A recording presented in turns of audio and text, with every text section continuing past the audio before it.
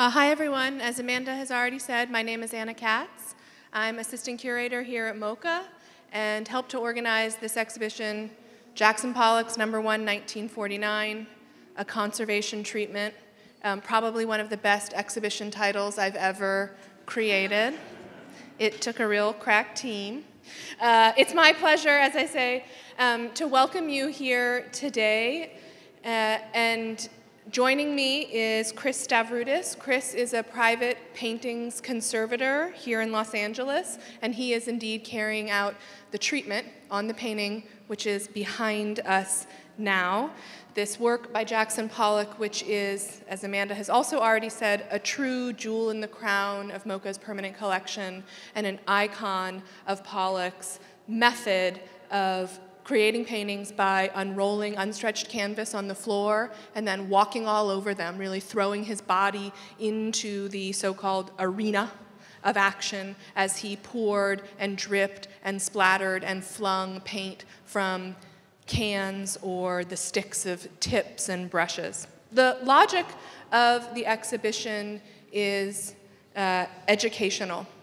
It's to bring you, the public, in contact and in dialogue with the art and labor of maintaining a permanent collection at a contemporary art museum. The permanent collection is the backbone of the institution, and its care and protection is an enormous task. It entails everything from storage to security to humidity to pest control to ongoing research, but all of that remains behind the scenes. And it would have, in fact, been much easier to have Chris treat this painting behind the scenes in a traditional lab, but he has very generously offered to share his knowledge and share this process with the public. Chris will be here on select Thursdays to clean the painting, and indeed, during those public hours, we've set aside 2 half-hour sessions from 11:30 to noon and from 5:30 to 6, in which Chris will take questions from the public, in which he'll stop the work of cleaning in order to talk to any of you who wishes about his work. So we hope that you will return and join us for those sessions. So, what's on the docket for today is I have a few questions for Chris, and then we'll turn this into a Q&A with you. But before we jump in, I have a few people to thank. Here at MOCA, really the entire staff deserves thanks, but first among them is Carlin Olvido, the curatorial assistant on the exhibition, whose proficiency and professionalism has made everything possible. At the Getty Conservation Institute, which collaborated with us on this exhibition, on this project, I especially want to thank Tom Lerner, who's head of science, and his team. As I said, the Getty Conservation Institute is our partner on this project. The project is indeed the representation of the application of the results of the Getty Conservation Institute's Modern and Contemporary Art Research Initiative. So a lot of words there. The Getty Conservation Institute's Modern and Contemporary Art Research Initiative has made research on cleaning paint surfaces a priority, and they've disseminated this information in the form of lectures and workshops, and now they really are, again, applying the results to this painting in this project. So, Chris, you ready for my first question? I think you're gonna have answers for all of these. So the first question is about the painting. It's turning 70 years old next year, so it's accumulated a layer of grime and dust. This layer dulls the bright colors of the painting. You can see how not white the whites are, especially when set off against the white walls. So what are the challenges? The kind of the key difference between working on contemporary art and more traditional art is the materials. In the 20th century, so many new materials came onto the market, and artists are creative and intuitive and adapted these new materials. So this has lacquer on it. It's probably got some house paint on it.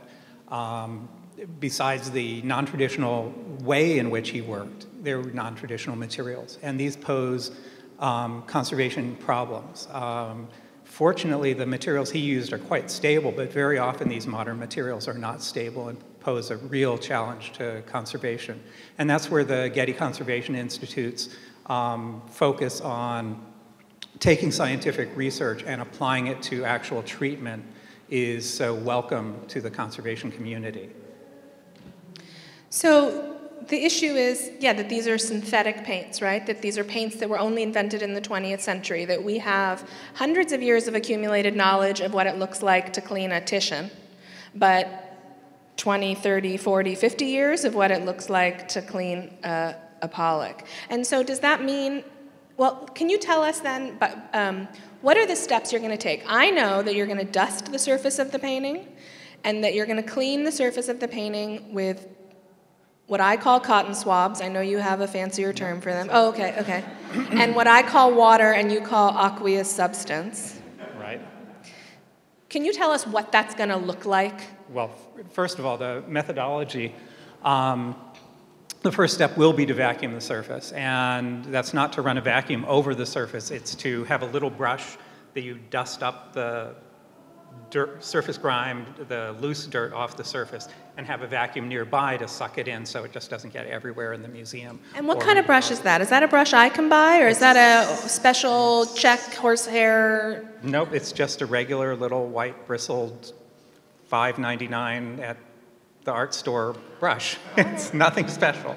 The vacuum actually is a little special in that it's HEPA filtered, so that will keep any dust, you know, even the smallest particles of dust from coming back into the gallery. So that's the big innovation in all this. Okay, so I cut you off. First you dust it. First we dust it. Well, actually the first step we've accomplished this Tuesday is to document photographic documentation of the painting. So we want to have a record of its condition beforehand for a number of reasons, mostly kind of posterity, so we know what it was when we went in, and we can, you know, examine, you know, was a crack there when we started, and in perpetuity from there, you know, as a new crack form, we can always go back to these high resolution photographs and be convinced that that nothing bad has happened, or that there have been changes over time. In that process, we'll take normal light photographs, just as you see the painting. We'll be taking ultraviolet fluorescence photographs to document some features of the painting, and also raking light, where the light comes from the side to really enhance the textural differences in the painting. And lastly, a specular photograph where we shine the light straight on the painting and basically get the glare from the surface. So we're documenting the difference between matte and gloss in the surface. And then the other thing before we actually start anything is to document the condition of the surface, go over it very carefully, find things that, you know, obviously it's dusty, we know that, but kind of go over very carefully, see how the dust is accumulated on the ridges of impasto that have a vertical surface. Obviously more dust will settle there, and just get a general sense of the painting. And I've seen you wear some pretty nerdy attachments to your glasses. Is that what you'll be, it's like a microscope, right? Is that what you'll be using when you go over the surface centimeter by centimeter? Very likely. I thought about bringing them today to show them off, but they're just these little things that clip on your glasses. They're funny. Give about 3.5 times magnification. So you can really get very close up, and you can work at a comfortable distance. You don't have to be right on top of it. I'm very fortunate to be very nearsighted, so actually when I take my glasses off, if I'm up close, I can see really well, but these keep my face a little further away from the painting. And can you tell us exactly how you're going to clean the surface? So I know there's water with different pH levels, and that'll all be keyed to what you've determined about what's an enamel paint and what has this synthetic compound. And I know you're going to apply your whole chemistry background to figuring out what kind of water to use for which kind of paints. But are you going to, for example, clean all the white paint first, or clean a corner at a time? And like, how many cotton swabs are going to be piled up in that basket at the end of a whole Thursday that you're here? Well, a couple things. First of all, the holes in that basket are kind of big for cotton swabs. The little swabs I use will just go right through. But other than that... We'll line it. Yeah, that's right. We can do that. But it will be using very small swabs, everyone says Q-tips. We don't use Q-tips because they're, first of all, it's environmentally horrible to throw all that away. But I roll my own swabs onto little sticks and use those. We will be using, I keep saying we because I hate the idea of saying I will be doing this. But I will be, after the initial vacuuming, the documentation, the really careful looking, I'll probably start on the enamel paints. Those are really stable, appear to be really in great shape. So I will use, as Anna said, a pH-adjusted water. So we'll find out what pH works best, what conductivity of the water works best, and just use that to slowly go over the surface and pick up the yuck that's been deposited there. A number of things come off. Even after dusting, there's a black component, just kind of dust that settles on the surface. And there's a yellow component that comes off. And we're not sure yet whether that's cigarette smoke residue, that this was in a place where people smoked, which is not uncommon in private collections before it came into the museum, or if it's something that's coming out of the paint. Modern materials very often have odd components in them. So this could be a plasticizer that's in the enamel paint that's exuded, some kind of degradation product. And that's the wonderful thing about working with the Getty Conservation Institute is we're going to take samples of that material and analyze it. And it may turn out to just be regular old cigarette smoke, or it might be something interesting that we're learning especially about this painting and how it was created. So that'll take care of cleaning the enamel component, which is a really high gloss, shiny material. So as that grime comes off the surface, that is really going to start screaming out of the surface. And which colors are those? Which ones are the enamels? The most prominent enamel is the silver paint, which now looks kind of gray, but hopefully will recapture that bright, bright silver surface. The black is also enamel, and some of the whites are enamel as well, this white here. So these are all hard, bright, shiny surfaces, and that grime layer has kind of dulled that down. And that, fortunately, is really easy to recover. Just the adjusted water really makes a huge, huge difference. Then the other type of paint on here is an oil paint. And typically, those are the long tendrils. It looks like it was either squeezed out of the tube, or apparently on occasion he would poke a hole in the tube of paint and squeeze it out of the hole of the tube. But there's kind of a ridged texture on the paint, again, when you look at it with these high magnification, which implies that it wasn't dribbled on in this case, but was actually squeezed and dropped at the same time. That paint, because it's oil-based, has absorbed the grime differently. So that, just wiping it with water, adjusted water, won't remove that grime. So we're going to test a number of materials, and so far in preliminary testing, a material called a chelating agent unlocks that grime for the surface and allows it to float away. So I'll be using that on these oil paint components. You know, one of the things I really enjoy about being a small part of this process with you is that so much of what you say I know has taken years of your research and the Getty's research, but some of it is also very easy to understand, right? It's very easy, I think, for me to understand that it would be much easier to clean the surface of, let's see, nail polish is an enamel, right? It would be much easier for me to wipe the surface of nail polish than to wipe the surface of a spilled bottle of olive oil on my kitchen counter. So, about more of these kinds of logical and interesting things that you're approaching, you mentioned this question of the presence of the sort of yellowing, which may be tobacco smoke, maybe something that's happening to the plastic. Again, maybe just in the way that my ID badge here is turning yellow and I need a new one. You also told me that you discovered, while looking closely, some orange paint through the cracks in a top layer of paint, orange paint that appears nowhere else in the painting. So can you tell us a little bit about Orangegate and other kinds of suspicions you have about this painting in particular that you're looking to confirm or pursue? The question of the orange paint is the thing I've found looking at it very closely the other day that I find most exciting. There were a number of long tendrils of bright, bright orange paint on this. And as you can see, you can't really see any of them. And they've been covered up. He put this orange down, and I'm assuming just decided it was too much for the surface, and basically has dribbled other colors over it, mostly white with black. over these orange tendrils. So there are a couple places where you can see them. Where those tendrils have cracked, you can see down past the surface layer of paint that he applied afterwards and see this orange kind of glowing out of through those cracks. And then right here,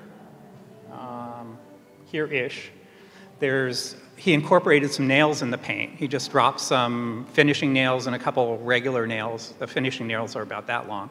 And then put paint over them. And a couple of them fell out early in the painting's life. So they're kind of negative shapes of these nails.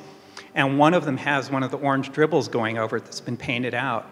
So at the edge of where that nail fell out, there are these bright orange lines where that dribble had gone over the nail and then broke that line as it fell off. So that's one of the really exciting things I found. The other one is, as I mentioned, as you can see, that aluminum paint is turned kind of looking more gray rather than bright and shiny aluminum. There's also gray oil paint on here. So as a deliberate, intended aspect of the composition, he has the contrast between the gray paint, which is pretty much the same tone and intensity as the silver paint, but is playing with a reflective surface and not a matte surface, but an oil paint surface as opposed to this aluminum industrial paint. Was there something about a bumblebee? There is a honeybee stuck down in this area. Presumably landed there, but it does have paint dribbled over it. I hate to think of the idea of him catching a bee and specifically placing it there.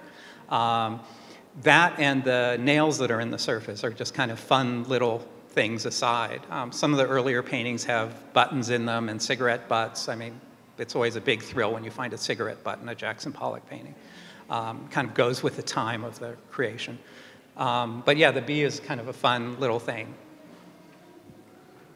Okay, this is a more general question about conservation. As a curator, when I'm talking about myself here, who works at a museum in the public trust, what we're always trying to do with the collection is strike a balance between protecting our artwork and making our artwork available to the public, right? This is the trade-off. The more we show it, the less we're protecting it.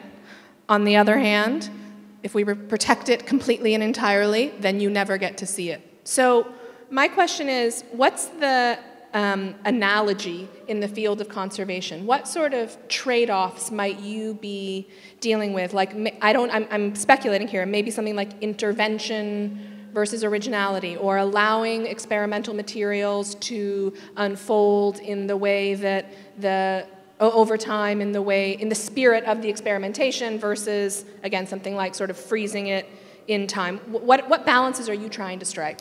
That's a really pertinent question in the field, actually. Fortunately, this seems to have really durable paints, pigments that don't fade. I've seen no evidence of anything that's faded. Normally, you can find fading if, particularly in something like a pink, where there'll be like a light pink surface, and if you find a crack, inside the crack, it'll be a much brighter pink. That'll be an indication that that paint has faded. There doesn't seem to be any of that on this painting, and as you can see, the aluminums are nice and shiny. They haven't oxidized, corroded at all.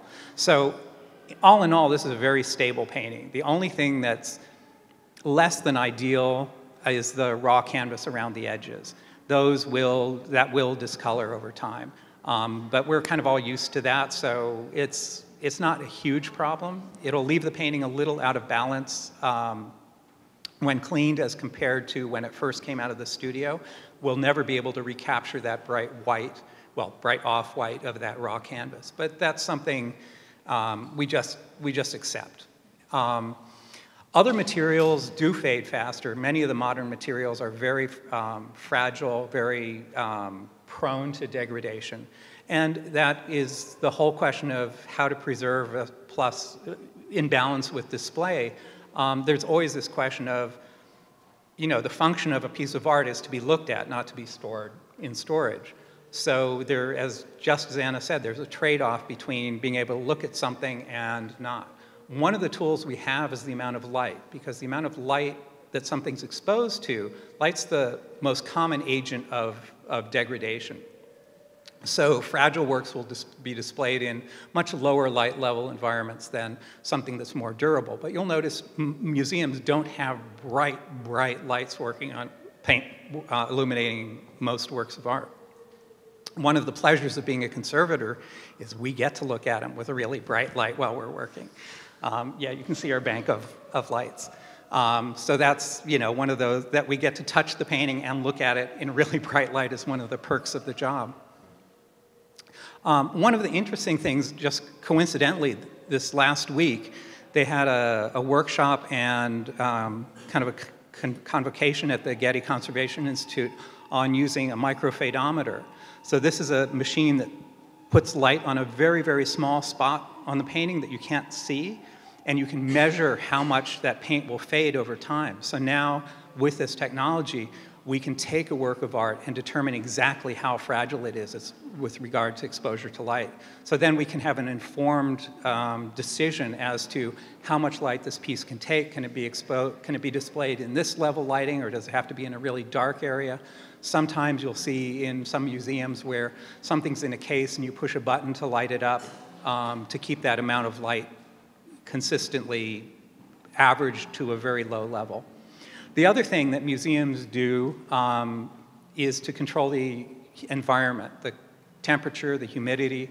Changes in temperature and humidity cause variations in size, stiffness, and each time these materials change, you get the potential for you're getting mechanical stress with the potential for causing degradation, mechanical cracks, rippling, that sort of thing.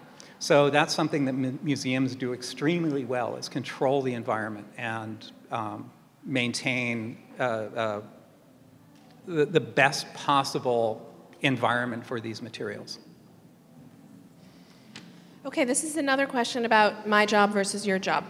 I'm an art historian, that's how I'm trained, and historical context is everything for how I approach displaying, researching, interpreting a work of art. So what level of art historical knowledge do you need to bring to the table, or to the stool, that table, when you come to work on this Pollock painting? Like, how much do the artist's intentions or the logic of abstract expressionism or Sartre inform your chemistry, or is this question way off base? No, actually, that's a great question. And my answer would be as much as we can. The more we know, the better off we are. And that's why working in collaboration with curatorial and scientific, the conservator is kind of in the middle of that. We have kind of 1 foot in scientific, 1 foot in curatorial art history, and then do the work.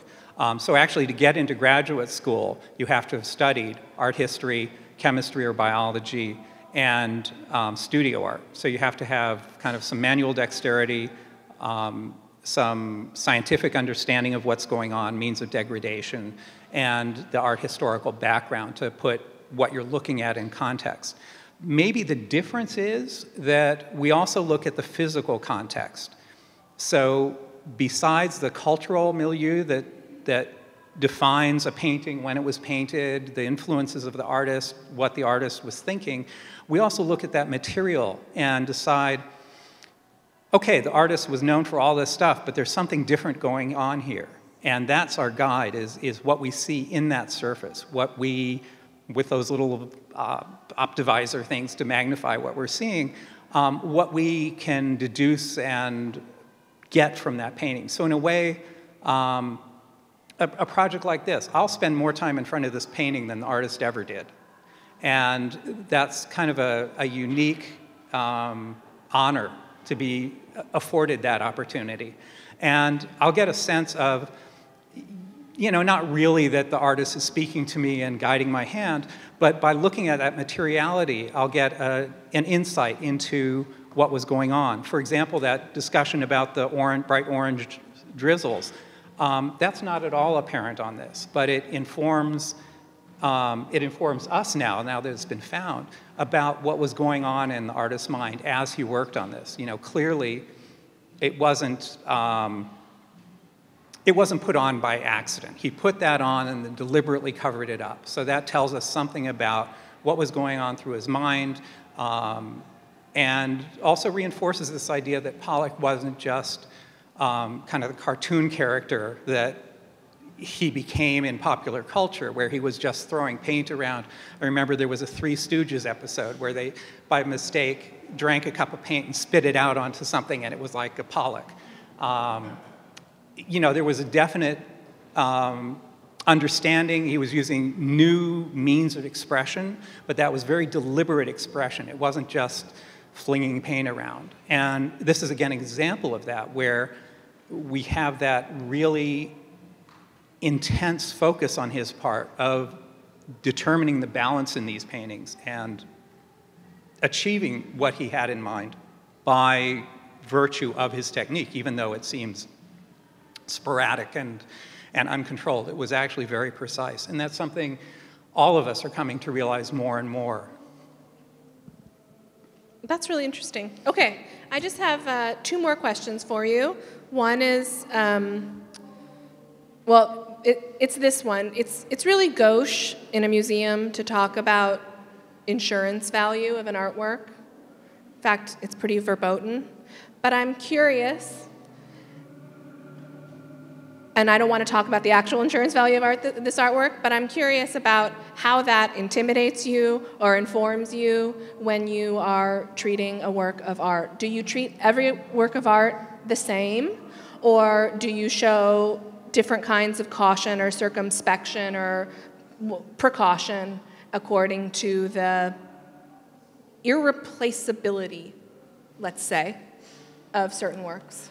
Well, first of all, in our code of ethics, our professional code of ethics in conservation, one of the tenets is you treat all artwork with the equal respect and you know, with reversible materials and being able to more or less undo anything you do, and with all due respect. All those things go into it. Obviously, when you're working on, and all artworks are unique, regardless of who made them. You know, if grandma painted a painting, it's just as unique as this. It might not be as wonderful as this. It might not, certainly won't have the value of this unless your grandmother was somebody really famous. But we approach them all equally. And if we can't do the job right, we just don't do the job. You know, it's not a matter of this was painted by, in private practice, you always hear, this painting has no value, with the idea that you're going to charge less because it has no value. And that's not true. We treat it exactly the same as we treat this. That having been said, it is not only an honor to work on something of this caliber, but it is honestly a bit frightening. I'm not worried about, you know, doing something wrong with a swab. Honestly, I'm more worried about, you know, there being an earthquake and me falling into the painting. We're worried about that too. We're very worried about that. But that's, you know, it's humbling to think that if something terrible happened to this under my watch, that I would be an asterisk in art history for the rest of not only my life, but for the rest of time. So that's more than humbling. That's a little frightening, and you try to put that out of your mind when you're actually working on it. Okay, my last question for you, Chris, is how did you get into the field of modern paintings conservation? And can you, in a word or two, explain how the field has changed in the last, say, 25 years? The changes in the field in the last 25 years are significant. I'll try to remember to come back to that. If not, ask me again. Typically, at least in the past, you trained in traditional materials, traditional techniques, and then if you had an interest, you then kind of pursued modern and contemporary works. And this led to, well, there are a number of things. First of all, until very recently, there wasn't a lot of research on these materials, so a lot of it was kind of flying by the seat of your pants. It's not, you know, you didn't do stupid things, or you hope you didn't do stupid things, but you know, there was no roadmap. That's going back to one of the early questions of, you know, we've had 500 years of experience, for the better and for the worse, treating traditional oil paintings as a painting conservator. We've got practically no experience in the, you know, a lifetime's worth of experience maybe in treating modern contemporary pieces. So a lot of the work, certainly 25, 30, 40 years ago, was not experimental, but there was no real roadmap to how to proceed. That's changed. And again, thanks to programs at the Getty Conservation Institute, as well as research being done at the University of Delaware, where the person who's come up with a lot of these new cleaning strategies teaches, in the other training programs, and by conservators. You know, they'll study something, do mock-ups, find out what works best, and then publish it for the rest of us to take advantage of that. In the last few years, the training programs are offering majors or subspecializations within the majors of treating modern contemporary paintings or modern contemporary art. And it's actually becomes kind of a blurring of specializations where a painting is a painting is a painting in traditional terms. But when it comes to modern materials, modern art, there's a lot of blur between paintings, paper, object, even textile. In a way, you can think of the edges of this as being a textile conservation problem, not a painting conservation problem. You can think in terms of that enamel paint as being almost a modern plastics problem, not a painting problem. So there's a lot of cross-fertilization between the disciplines of conservation. And there are even the paintings that are created with photo materials that are kind of a combination of photographic materials and painting. So in modern contemporary world, these distinctions have kind of blurred to an extent, and that's why the training programs offering specialization in modern and contemporary artworks as opposed to modern and contemporary paintings or modern and contemporary sculpture are so exciting and such a welcome change in the profession. And how did you get into it? I mean, were you 5 years old and saying, I want to be a paintings conservator when I grow up, or? I was about 19 years old, which makes me, for my generation, having gotten interested in conservation comparatively early to a lot of colleagues. My parents acquired a painting, inherited a painting from my grandmother. It needed some work, so they took it to a conservator, and you know, when they came back from dropping it off, my mom said, you've got to go meet this person. So I went to the studio when we picked up the painting after treatment, met my mentor, Gloria Fraser-Giffords. She gave me a couple of books to read. I was really interested. And at that moment, I decided this is what I wanted to do. I found most interesting the combination of aesthetics and doing things with your hands. Those two things, and the scientific component. I was already studying science, so I switched my major to chemistry, started taking art history courses, started taking fine art courses, and started getting ready to apply to graduate school. Then I went to graduate school, got my degree, came to LA County Museum to do an internship and 2 years as a Mellon Fellowship, worked with another private conservator in town, Tatjana Thompson, for a few years, and then went off on my own. And now you're here. I am. Yeah. And now we're here. I think this is a good time to open this up to questions from you, if you have them. Amanda, are we passing around a mic or just shouting out our questions? Okay. There's a person here with, yes. So you mentioned that 34 years ago there was no roadmap for conservation. In the conservation community, are there a few well-known conservation tragedies that have occurred? There are plenty. Fables. There are plenty. Name names. The most famous one actually predates that to some extent.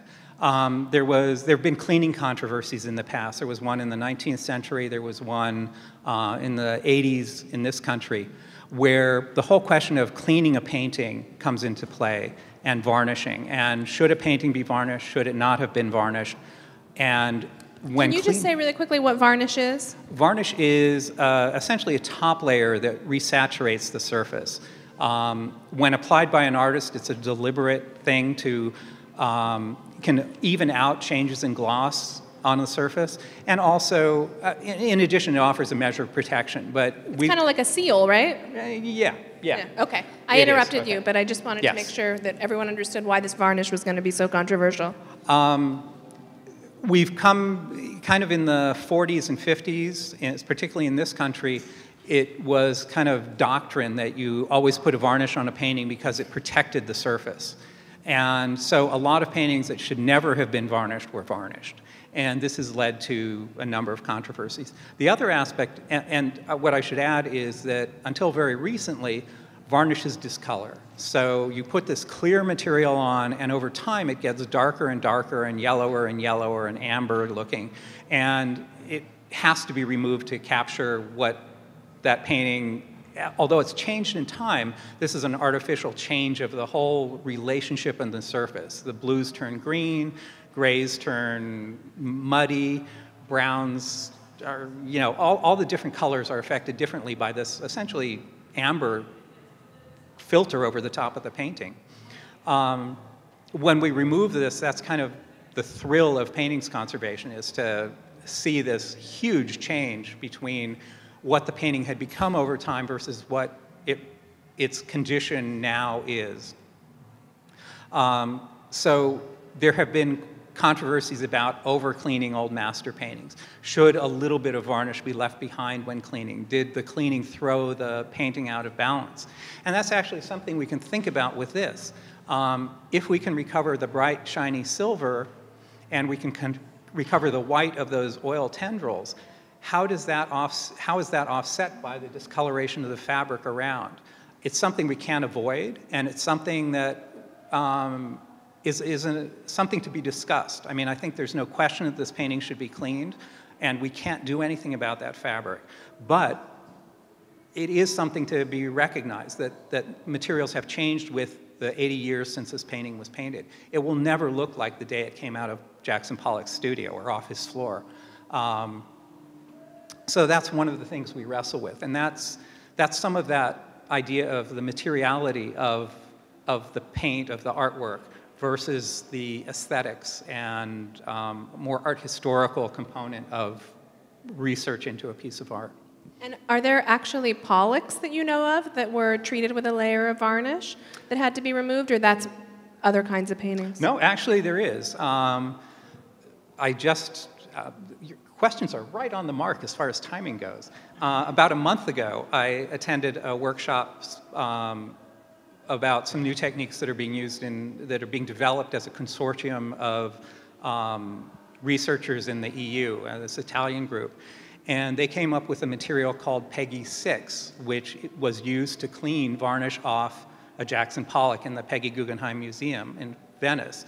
And the gel forevermore will be called Peggy because it was used at the Peggy Guggenheim Museum. So yes.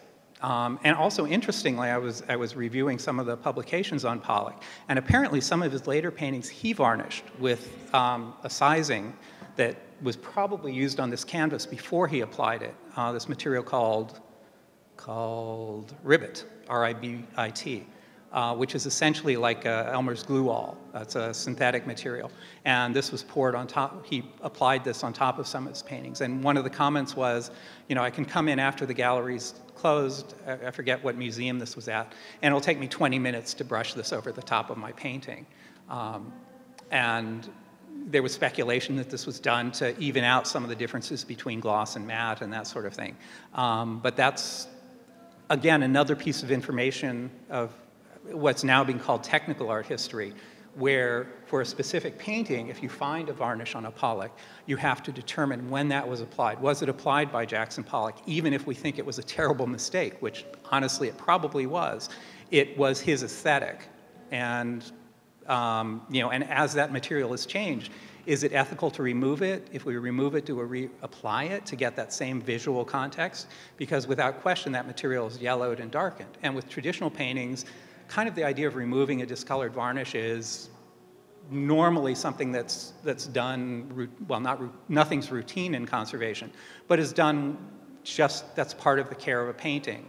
We even refer to it as a varnish cycle, where you clean a painting, put a varnish on, and then that will age and it will have to be taken off and reapplied. And what we do is not try to hold the painting static, but we try to maximize the distance between these conservation interventions by using very stable materials.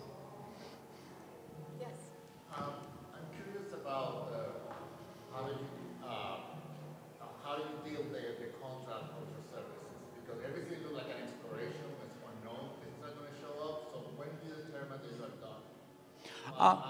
With the client who say, this is done, because like a cleaner, you say, listen, we missed that spot, so I don't That'll be me. But then, you know, everything is, maybe things are getting more complicated than one thing, so do you have a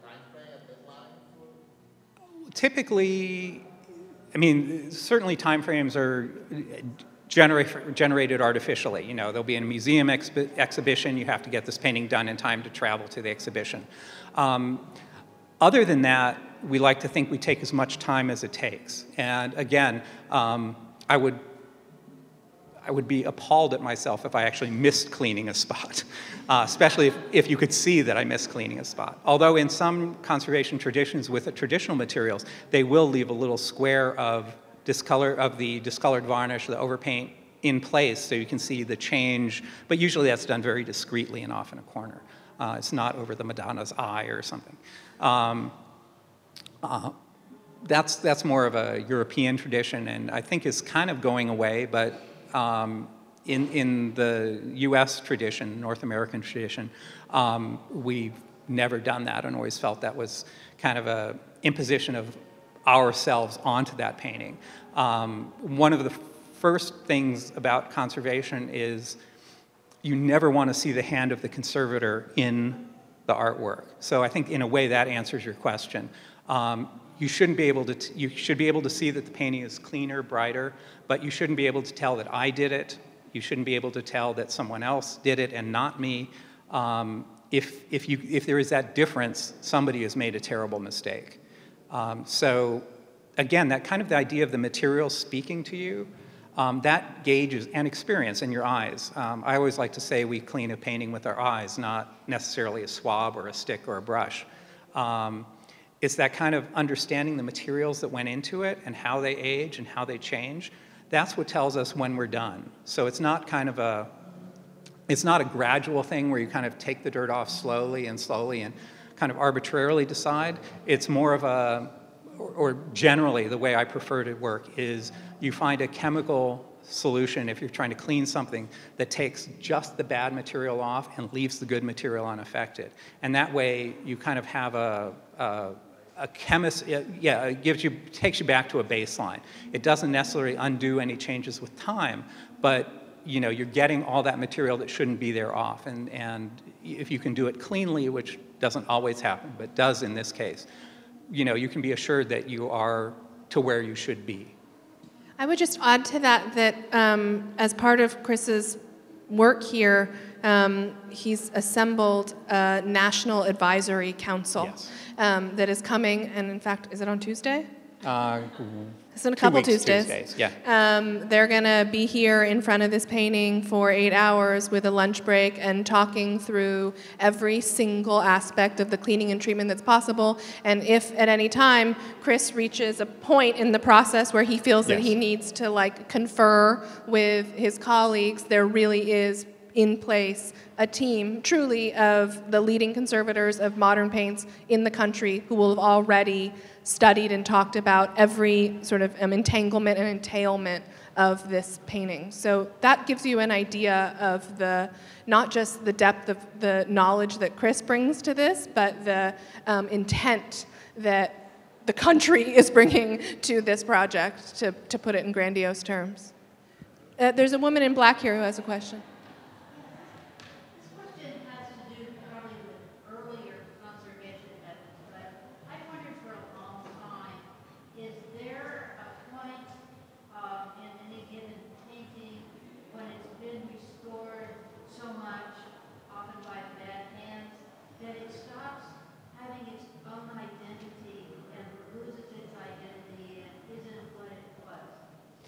Sadly, yes. I'd like to think we can recover that, but when a painting has been treated badly, that's bad.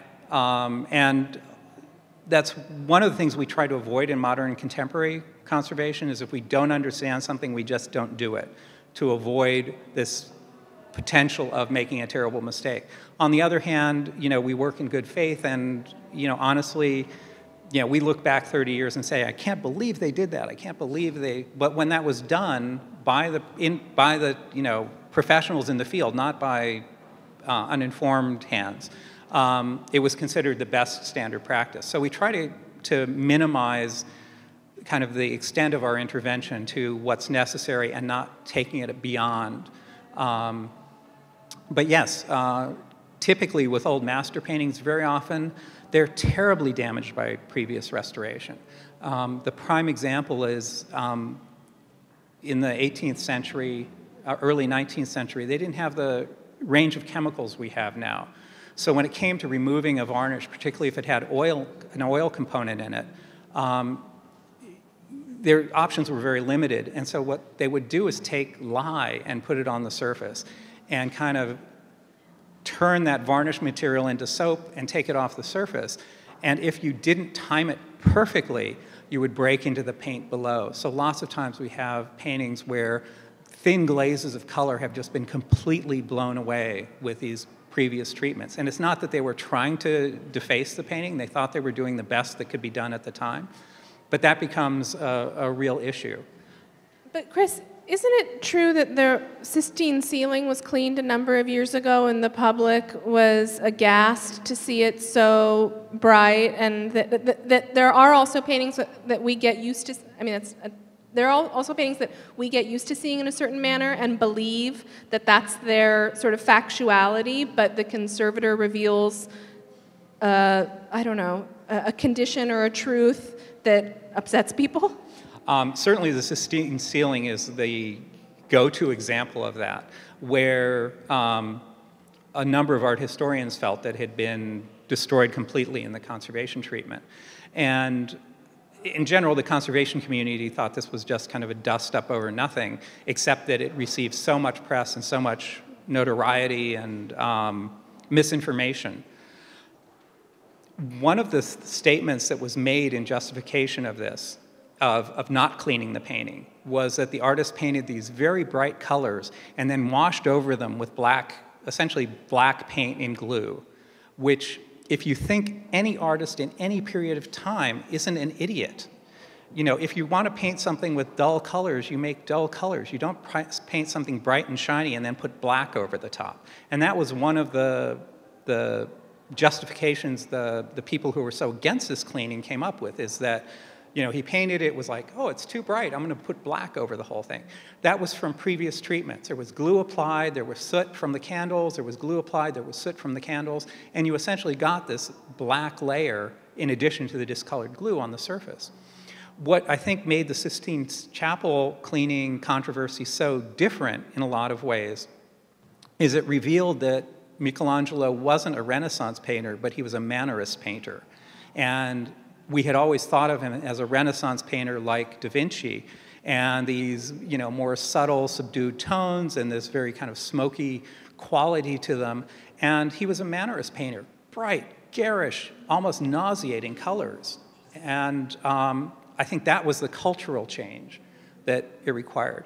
Another example similar to that, well, not similar, but another example, going back to that question of varnishing paintings that shouldn't have been varnished. In the 60s, a lot of, well, the exhibition where I saw, this kind of made sense to me was an exhibition of, blanking out on the name. Picasso. No, German. Max Beckmann. Max Beckmann, thank you. Max Beckmann. It was very common for conservators to varnish these paintings. And my feeling is one of the reasons this was accepted, so deemed appropriate, accepted by the profession, was that this was the period of abstract paintings like this with a lot of contrast, a lot of excitement in them. And when you take a Beckmann that has, there were two paintings next to each other that I particularly remember, and they both had someone in a black coat. And there were sort of, on the unvarnished painting, or a painting that had never been varnished, there was this very subtle change to the edge of the jacket. In the painting next to it had been varnished, that wasn't a subtle change. That was dark, dark black in contrast with a gray. And it had been painted with the idea that it wasn't saturated, that you didn't get that kind of difference. But I think in the eyes of the conservators working in the 60s, where we like pop, you know, we like things that really pop and stand out, when it was varnished, it was like, look how fantastic that looks. You know, it really brings out the work the artist did. And it was just a misunderstanding of what Beckmann was doing. And it's kind of a cautionary tale to all conservators that you have to remove your eye from the present as much as possible, which is in a way impossible, but we don't want to look at things necessarily with a 2018 eye. It would be best if we could have a 1949 eye to look at this, which obviously we can't, but at least we know we should try. Other questions? Yes. Does it make sense, or do you? I know you photograph it, I know you vacuum it. Okay. Do you graph it so it's like 1 to 100, A to Z, and you know what's exactly in that square, what's cracked, what is it, what needs to be repaired, and you document it, and almost becomes a checklist. Or do you just say, okay, we're going to start with aluminum. Sorry, what was the last word? Oh, I see, okay. No, I won't start with aluminum, I'll start in an area. But going back to that question of documentation, the idea of, let's see, the advantage of having really high-resolution photography now is that we can go back to the photograph and see a crack in the paint. So where in the past you would have done a diagram and shown every crack and every, it would drive me crazy. I would just, yeah. What I've done is gone over and diagrammed where there are some standout problems. There are some losses of paint that are significant. Interestingly, there is a very subtle X through the painting that probably happened early in its life, not in the studio, and you can't see it from where you are. It's very hard to see. But that's one of the questions we'll be asking our expert committee is, do we retouch that? To what extent do we retouch that? I think we will discuss whether it could have happened in the studio or not. Judging by the way the paint has deformed, it hasn't happened any time in the last 30 years, but it happened, you know, that's one of the things we'll talk about is when this happened. It's certainly not anything that happened here. It wasn't us. It wasn't you. But that's... Can you show, I mean, I know you're saying that they can't, maybe I can see it. What do you mean an X through the painting? Like a razor blade? No, like no, just like a very light scratch. A scratch, here. okay. And it's just a disruption. Sometimes it's the black being smeared onto the silver paint. Sometimes there's a little ridge of impasto that's broken. Sometimes there's a little bit of thicker paint that's cracked along this line. But there is a distinct line there. And to some of that will be ameliorated just by cleaning. But there's a certain horizontality to this painting. It's particularly obvious when you stand to the side. You can see there are these almost horizontal stripes going across it. And is that very subtle change to the surface of the painting, is that giving us kind of a subconscious cue that overemphasizing the horizontality of the painting? I was really surprised. I took a photograph on my iPad and was drawing where all these things were. And to my surprise, when I started drawing that very light scratch, I could see it on the photo on the iPad much better than I could see it standing apart from the painting. So it's there, and mechanical means can see it where our eyes just take in that whole surface. But it may be giving a slight horizontality because it's a very shallow damage. Yeah. I mean, if you rotated it, you finish, and if you rotate it with that, you're saying the horizontal. What if you rotated the painting while you're cleaning it? Would it make it? That's an interesting question. I don't know about this, but one of the tricks if you're having trouble doing in-painting, doing compensation, is you turn the painting upside down. And all of a sudden, some of these things that are giving you troubles, because you've taken it out of the context of, you know, a portrait and turned it into shapes, a lot of these things, that's one of the really 101 things in conservation, is if you're having trouble, turn it upside down. I don't know on this, honestly, if you could really tell a difference. I hate to say that, but I think one would be hard-pressed. And lots of times with modern contemporary paintings, you'll find that something's been installed or published upside down and nobody kind of realized it. But Are there other projects like this happening nowadays in other places in the world, like an important painting being restored of this scale? there are other institutions, in fact, in Los Angeles currently, the Norton Simon. Am I making that up? Sorry, the Huntington. The Huntington will be cleaning Blue Boy in public. The Thomas Gainsborough painting. I think that there is, and I don't know if this is the nature of your question, but increasing sense on the part of institutions that our public is invested in the institution and has some questions about not only why we care for art, but how we care for art. And those are questions that we can really invite the public into if we have the graciousness of someone like Chris who can do that. Any other questions? Have you worked on any other Pollock paintings? I've done minor treatments to other Pollocks, dusting, condition reports. I haven't cleaned a Pollock, to be honest. It's more than exciting, believe me. I won't say it's a once-in-a-lifetime thing because you can clean more than one Pollock in your lifetime. But it is a tremendous honor that this is being entrusted to me, as with any treatment, but this one is a little bit more honorific. You love the painting more? I will learn more. Love the painting more. Love it. Oh, do I love it? I think it's fabulous. Yeah. Not to say that you can't treat a painting you don't like. You bring the same respect, and as long as it doesn't physically turn your stomach, you can treat a painting that you aren't in love with. But I think this is fabulous. So yeah, this is a dream come true for me personally. Yes. Do you know if this painting has been cleaned before? To the best of our knowledge, it hasn't. I haven't seen any indication that it has.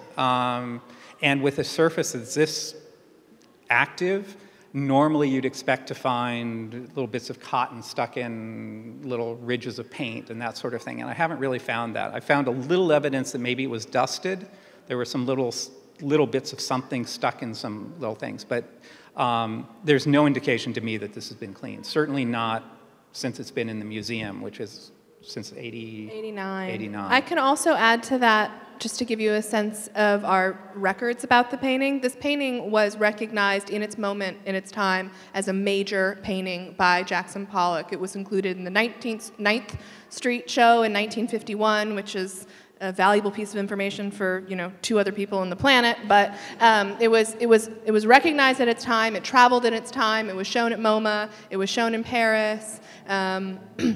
Frank O'Hara, the New York School poet, called it the most perfect painting of Pollock's lifetime or anyone's lifetime. And my way of saying, what I'm driving at there is that the owners of the painting who gifted the painting to MOCA, Rita and Taft Schreiber in 1989, knew that they had a tremendous painting in their collection. And so their records are quite thorough, complete.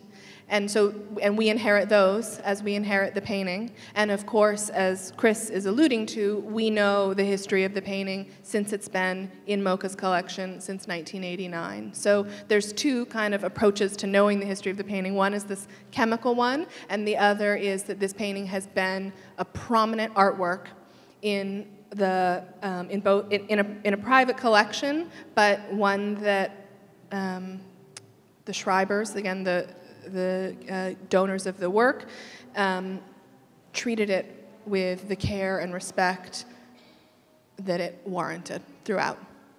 And on that same, as kind of a comment to your question, it is being the first person to treat a painting, an untreated painting, is yet another layer of responsibility.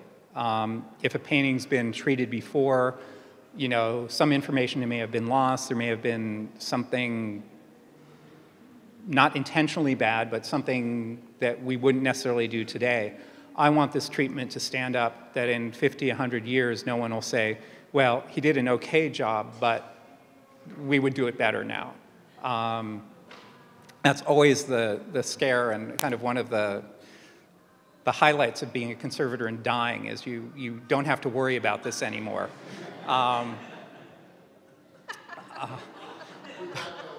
Yeah. On that. One last question. You're the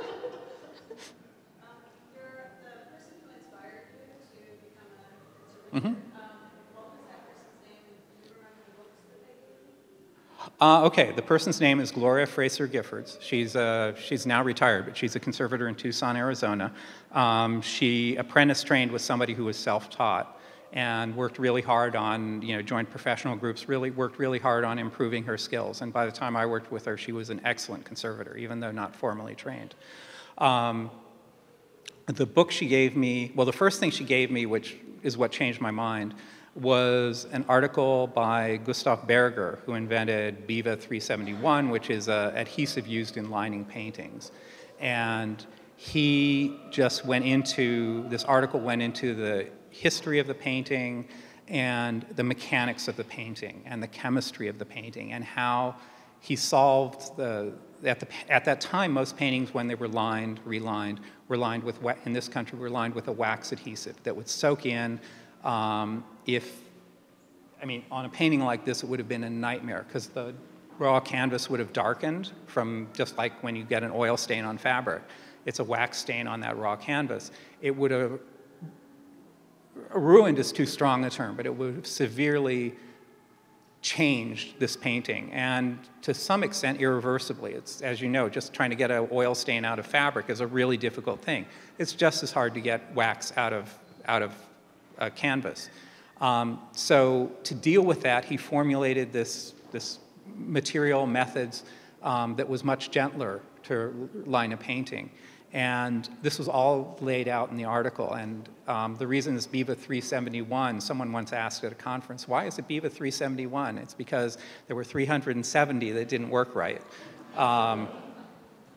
So that's really what caught my attention. Then the other thing she gave me to read was a book, The Cleaning of Paintings, Problems and Potentialities, by Helmut Ruemann, who was the conservator at the National Gallery in London, who worked on so many of the amazing, great paintings, kind of post-World War II when they came back out of hiding, and to kind of reintroduce the artwork to the world in a new and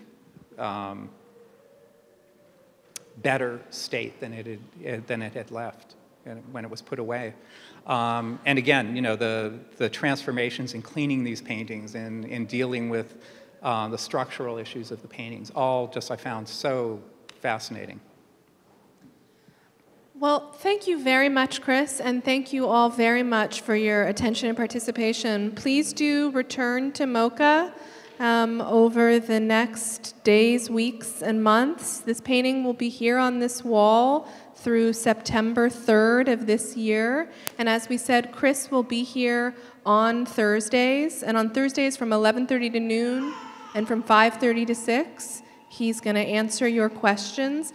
But do check MOCA.org in case Chris, who as you can see is an in-demand conservator, is off in Italy consulting on a new, well, not on vacation, on a new gel, right? Yeah. On a new gel. Okay, thank you all very much.